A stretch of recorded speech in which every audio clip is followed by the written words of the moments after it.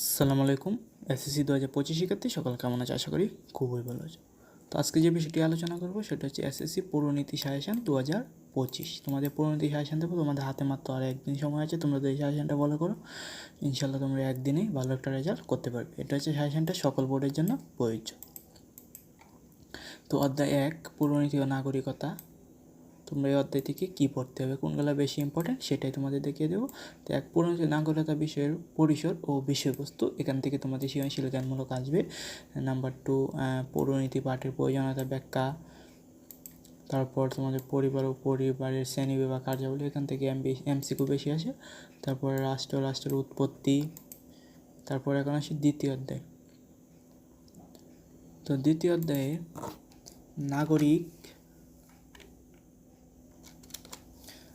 ও নাগরিকতা। তো নাগরিকতা অর্জনের উপায়, দ্বৈত নাগরিকতার ব্যাখ্যা, সুনাগরিকতার ধারণা, নাগরিকের অধিকার ও কর্তব্যের ধারণা, নাগরিকের অধিকার ও কর্তব্যের সংখ্যা এবং সম্পর্ক ব্যাখ্যা, নাগরিকের দায়িত্ব ও কর্তব্য পালনের আগ্রহী হবে। এটা গেল দ্বিতীয় অধ্যায়। তৃতীয় অধ্যায় আইন ও স্বাধীনতা ও সাম্য। আইন, স্বাধীনতা, সাম্যের ধারণা, আইনের উৎস, আইন ও স্বাধীনতা সাম্যের সম্পর্ক বিশ্লেষণ। এটা হচ্ছে তৃতীয় অধ্যায়ের সাজেশন। চতুর্থ অধ্যায় রাষ্ট্র ও সরকার ব্যবস্থা।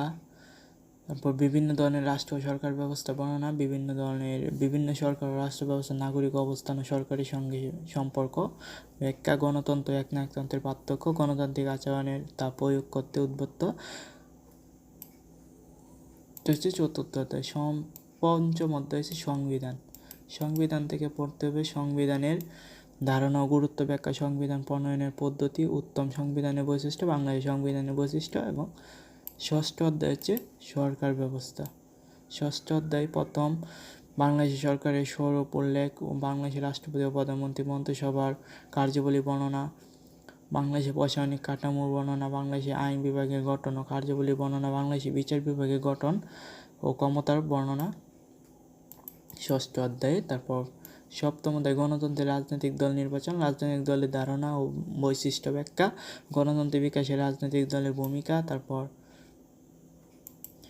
গণতন্ত্রে নির্বাচন সম্পর্কে নিরূপ, বাংলাদেশের নির্বাচন কমিশনের গঠন ও কার্যাবলী বর্ণনা। অষ্টম অধ্যায় বাংলাদেশের স্থায়ী সরকার ব্যবস্থা, বাংলাদেশের স্থায়ী সরকার ব্যবস্থা গঠন, ক্ষমতা, কার্যাবলী, বাংলাদেশের সরকারের ব্যবস্থা বিভিন্ন স্তরের উপর পারস্পরিক সম্পর্ক বিশ্লেষণ। তারপর নবম অধ্যায়ে নাগরিক সমস্যা ও আমাদের করণীয়। তো এটা আমাদের নাগরিক জীবনের প্রধান সমস্যাগুলি চিহ্নিত, জনসংখ্যা সমস্যার কারণ, সমাধানের উপায় ও বিশ্লেষণ, নিরক্ষরতার কারণ, নারী নির্যাতনের কারণ ও প্রতিকারের উপায়। তারপর দশম অধ্যায় জাতীয় চেতনা ও আমাদের বাংলাদেশের অভ্যুদয়, বাংলাদেশের স্বাধীনতা সংগ্রাম, দেশপ্রেমের গুরুত্ব।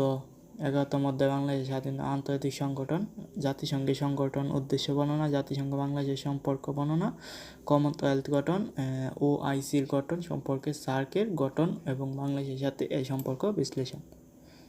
তো এই ছিল পরিণতি ফাইনাল টেস্ট আছে। তোমাদের এই টপিকগুলো পড়তে পারো, ইনশাল্লাহ তোমাদের এখান থেকে কমন আসবে।